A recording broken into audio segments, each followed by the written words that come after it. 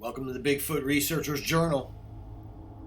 Orbs. We're going to take a look at orbs and giant spherical balls of light on this episode of the Bigfoot Researcher's Journal.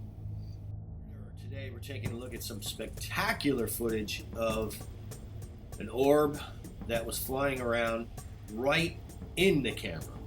I mean, this is incredible, right? Look at this thing. Look at this right here, because it clearly shows still that it's translucent, but it's so close to the IR that you can literally see that this thing is like shaded in certain spots when it's around, like the undersides. This thing has mass. It's definitely nothing compared to this. This right here appears to be a giant ball of light. It's certainly not something coming from electricity. They're at a primitive campground 7 miles into the forest. That light right there is up under the pavilion. Of all places for that thing to be, it's literally up under the pavilion. Like, look at this, watch this. Look at this pavilion right here. And there's a giant ball of light hovering under it, inside the structure. This is absolutely incredible, this footage. There's one in the forest at the same time. Watch this. Panning the camera back and forth from these phenomena. These people are freaking out in here, man. They've got balls of light, mysterious balls of light in the trees. There's clearly multiple light sources with no explanation, because, like I said, they're in the middle of the forest, 7 miles from any electricity.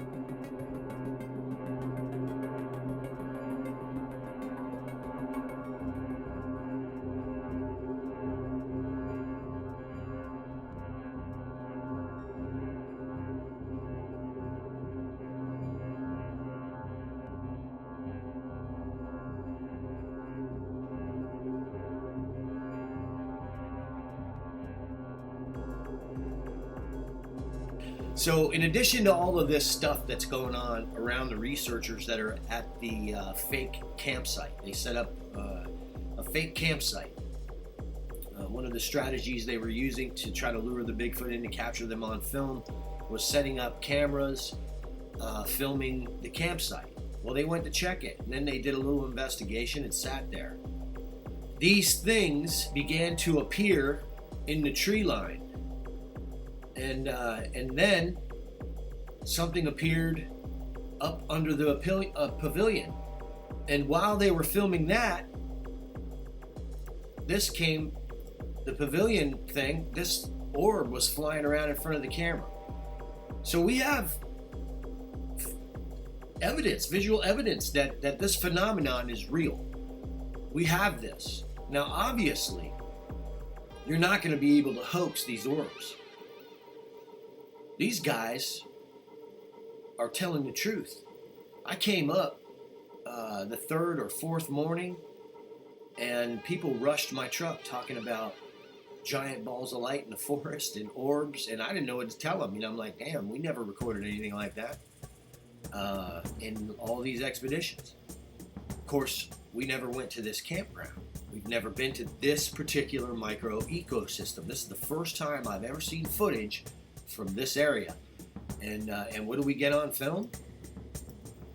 It's nuts. It's absolutely nuts. Watch this. Here's another orb. There's some more orb footage, and there's plenty of it. And this is, again, at the same time as the giant balls of light are playing around in the trees and appearing under the pavilion in this footage, during this footage, to the right side. It's insane. Again, there's no electricity out here, and we have what is absolutely light sources that cannot be explained, with orbs flying around. Man, it's incredible. So what we're gonna do is you can see things moving around in this light source. Look at this, it's nuts. Look at that. There's a rod, an orb, and a giant ball of light with some kind of appears to be creatures moving around in it. It would make sense since we're in the Bigfoot research area that has a history of sightings, and we've been catching the creatures on film. So, but this is incredible. We've never seen anything like this footage right here. I mean, look at that. That's a legitimate phenomenon captured on film that eyewitnesses have described many times. And though we've seen, pretty decent shots of them, I don't believe that there's a shot in existence with that, kind of footage in it, where it's like right there up in the camera and it's that obvious. Looking at this first footage and what's in it, with these things flying around like this, I mean, it's nuts. And you can see that, like I said, they have mass. They're reflecting light off of the sides of it. Where the light sources are brighter on this side, this thing's reflecting. It has mass. It's a sphere. Look at this. Obvious sphere. Wow. Incredible footage shot by 168 researchers. I believe this was Stevie B. We're going to check the logs to confirm all that.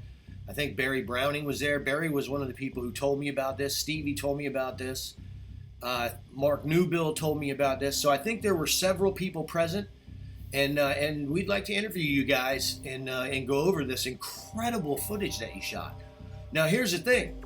If you didn't know what to look for, you could miss this in the footage because there's so much of it. There's 12 terabytes of it.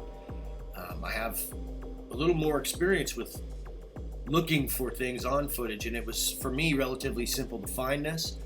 So I want to talk with you guys about this and see what else you have as far as like what you think you saw in your footage, and that way it'll steer me closer to additional clips with stuff like this in it.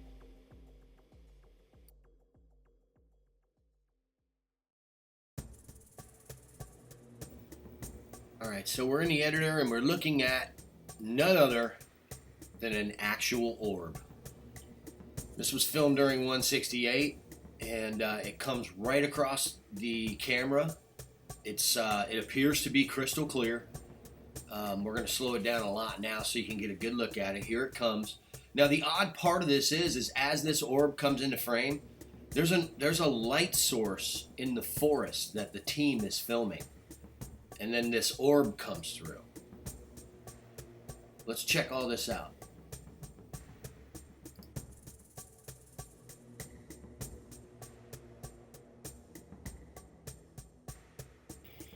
Yeah, looks like a window with somebody standing inside it.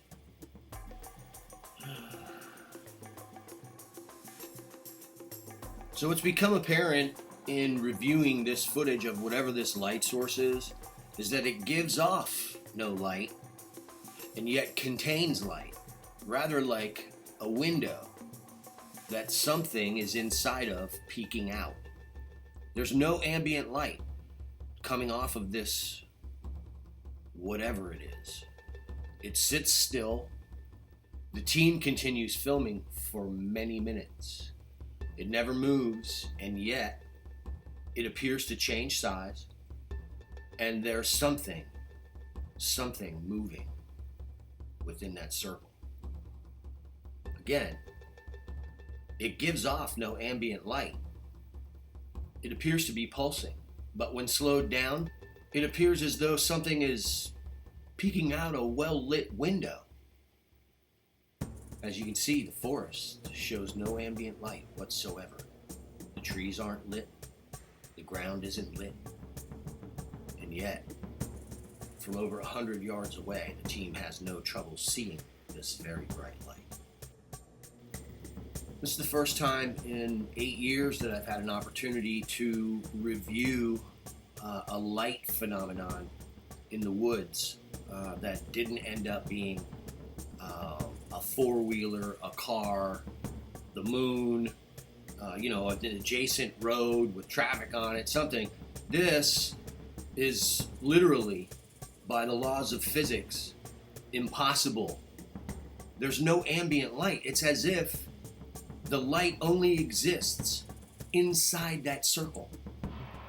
Now, when we saw something in Arkansas flying across the prairie, this thing lit up the entire tree line, and you could see 15 feet around whatever this thing was. This appears to be rather like a porthole in the side of a ship, with several individuals inside of it peering out. It disappears from view for a few seconds, and then reappears suddenly. Again, this phenomenon in the forest is happening while these types of things are flying around the team's camera. I think this is pretty odd. I've heard dozens of eyewitnesses describe these orbs, and yet this is the first time that we've seen one in the field, and it's obviously what it is. And then at the same time, we've got this light source, this mysterious light source that somehow does not light up the forest in any way, in any amount of distance. It just seems to be a hole with a bunch of light in it and some creatures moving around inside it. Watch this.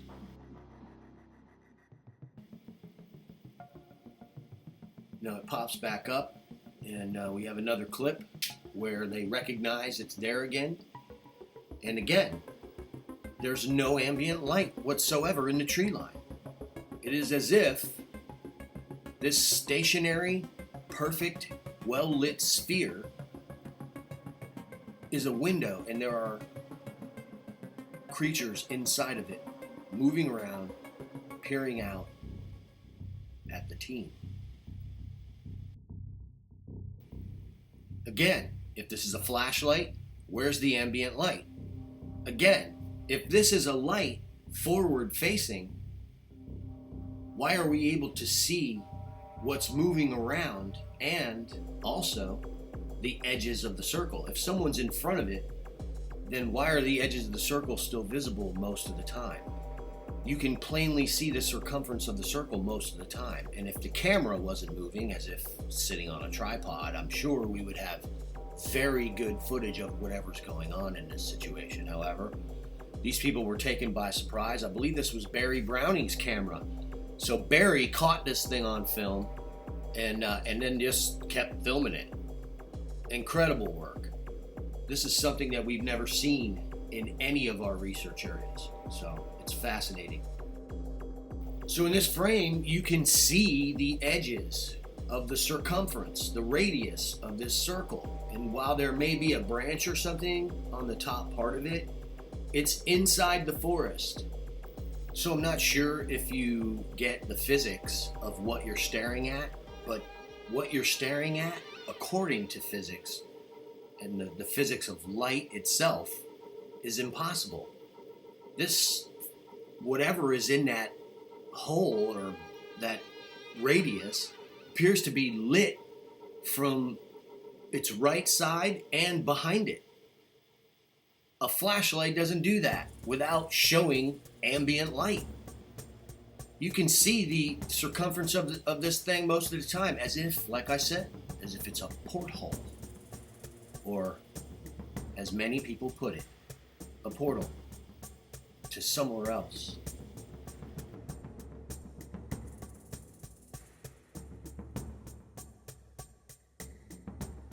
I don't know if you've ever tried to see someone in the light of a flashlight in the direct center of a light, but they're backlit.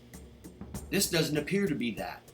This appears to be as though something is moving around inside a room,